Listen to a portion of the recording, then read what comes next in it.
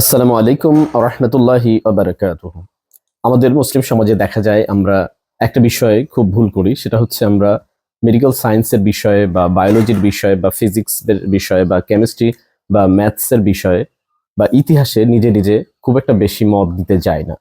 আমরা বিশেষজ্ঞের শরণাপন্ন হই বা টিচারদের শরণাপন্ন হই বা প্রফেসরদের শরণাপন্ন হই, কিন্তু একমাত্র ইসলাম বিষয়ে আমরা না জেনে অনেক ফতোয়া দিই, অনেক কথা বলি বা আমাদের নিজেদের সম্পত্তি মনে করি। সেটা তো ঠিকই আছে, ইসলাম আমার ধর্ম, আমাদের ধর্ম, আমাদের দিন।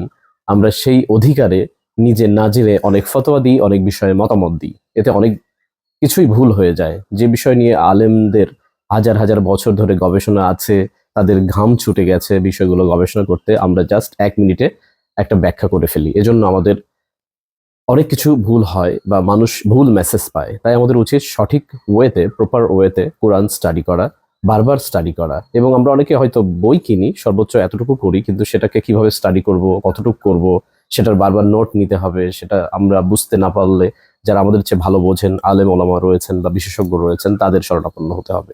আমরা এইভাবে যদি স্টাডি করি এবং তারপরে ইসলামটা প্রচার করি, তাহলে আমাদের দ্বারা এই ভুলগুলো হবে না ইনশাআল্লাহ। তাই আমরা এই প্রবণতাকে দূর করতে হবে আমাদের, যে আমরা না জেনে কথা বলবো না এখন থেকে।